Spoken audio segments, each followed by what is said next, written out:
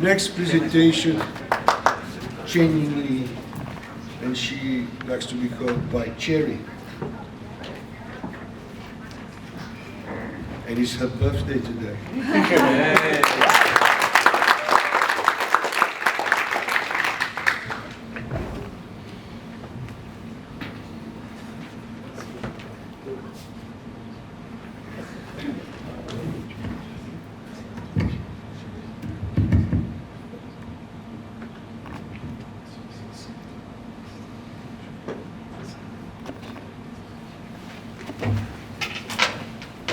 Do you want the lights off? Is all right, the lights? What do you prefer? Yeah, I want the lights off because I have the radios. Yeah. Okay, should I turn off? Yeah. Like that? That's good. Yeah.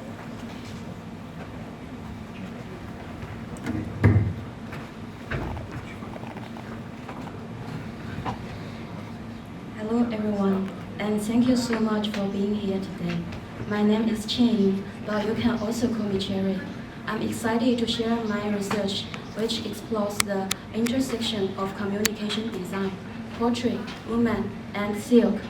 As both a researcher and a designer, I hope today's discussion will spark new ideas and provide an opportunity for us to learn from each other. Let me start by telling you a bit about myself. I was born in Nanchong, a small city in southwestern China that has a 1,000 years history of silk making. While I was growing up, my mother's outfit always related to silk. I'm a second child in my family. My parents, both educators, always believed that education could change one's life. That's why they made a decision to sending 3 of us, me, my sister, and my brother, to study overseas. Thanks for their support, I was able to complete both my undergrad and master's degree at AUT in New Zealand. When I started my undergraduate, I realized how difficult it was for me as a foreigner to express myself in English. So I began experimenting with a different way for communication, combining poetic writing with illustration to express my feelings and ideas. For instance, I did a project portraying a place in New Zealand called the Darkness of Piha.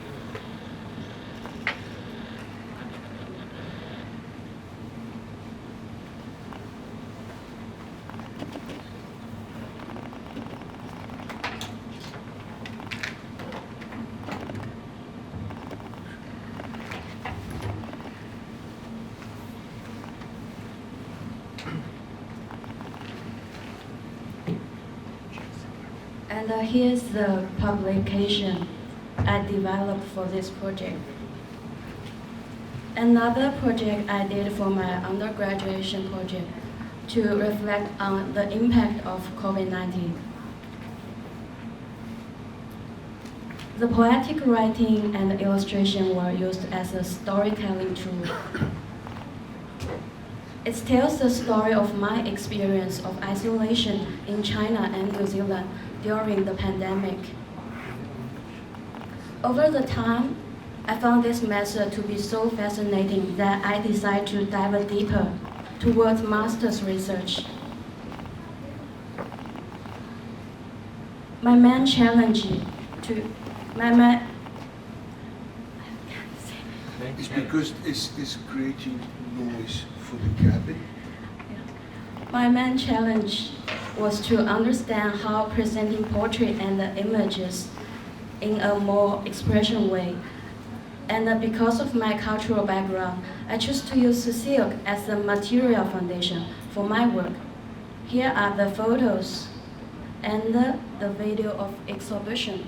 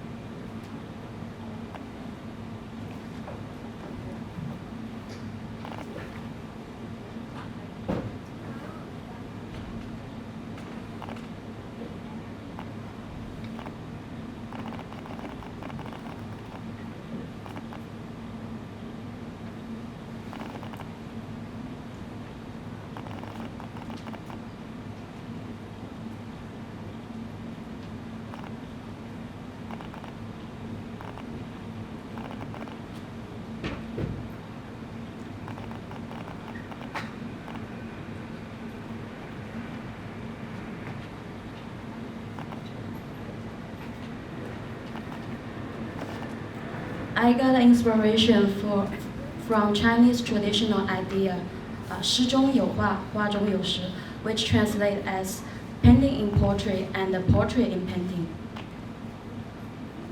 I based the research on my personal experience and the articles about family expectations and the tradition, focusing on the vision of temporary single woman in China. By using silk, I explored the potential combining portrait, calligraphy, fabric design, illustration, printing to challenge existing gender expectations and the culturally imposed idea of marriage. I complete my master's with first-class honors and also earned a New Zealand Best Design Award. So at that point, I saw my academic journey maybe end up there. But after reflecting on it, I realized that I wasn't finished yet.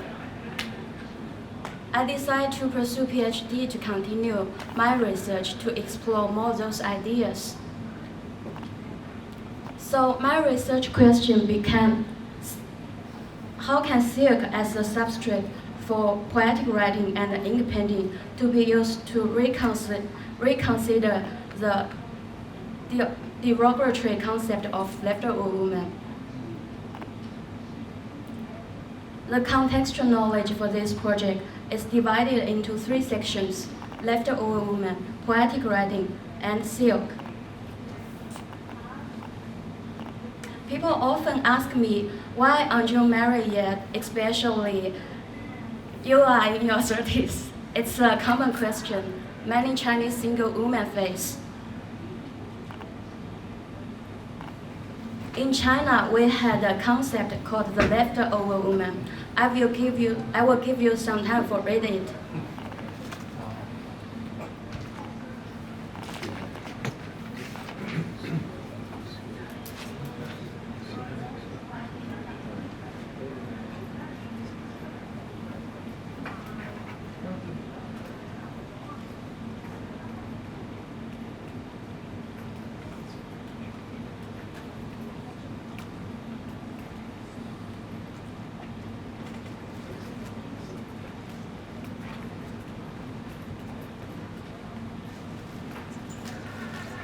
Single men are often called golden bachelors, while single women over 27 are labeled as leftover women. Despite the social and economic changes that have improved the status of women to pressure to marry, the pressure to marry and fit into traditional gender role still exists. For leftover women, this pressure to marry and ensure family stability is even harder. That's the reason why I choose this theme.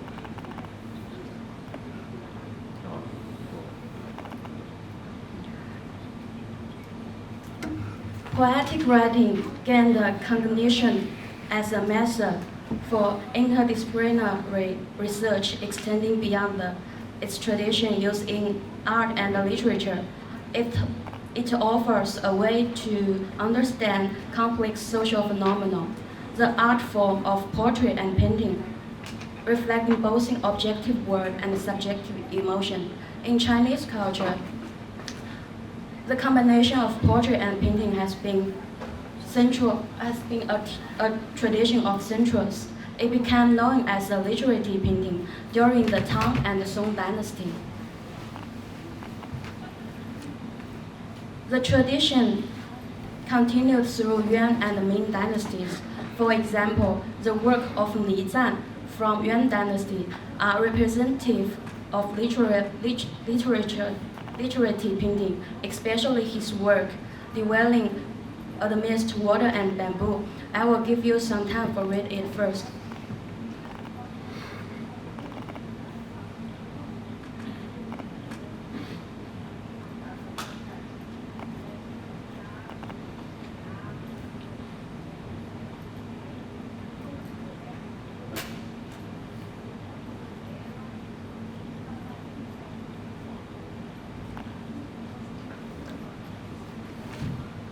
On first encounter, we may assume it's pictorial representation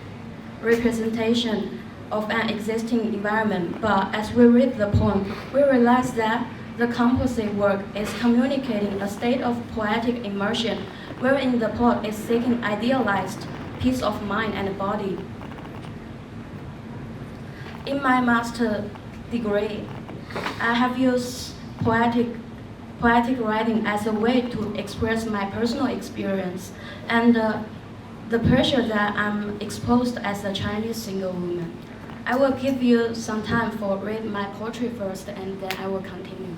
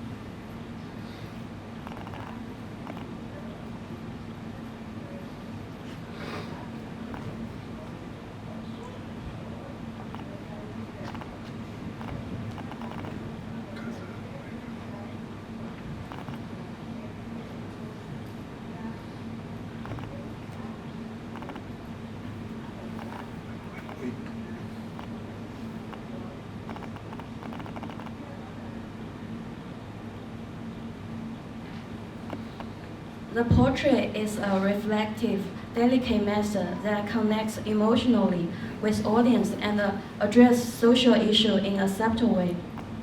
Portrait in this context, it means of reflecting on the evolving role of women in society. The final context I want to talk about is silk.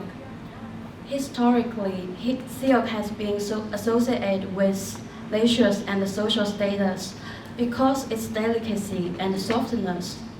It's tied to Chinese culture, aesthetics with symbolic meaning.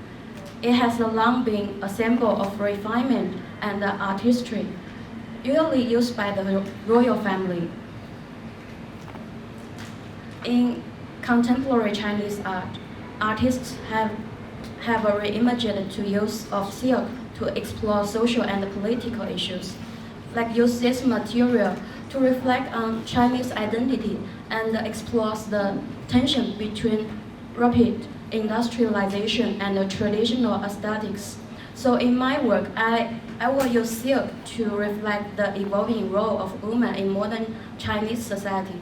Through silk aesthetics, qualities, and its symbolic resonance, I hope to critique gender dynamic in modern China and reflect on the changing role of women.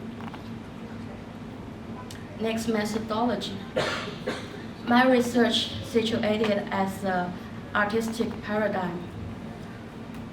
My methodology follows a practice-led approach where both research question and outcome evolve through a iterative circle of practice and reflection.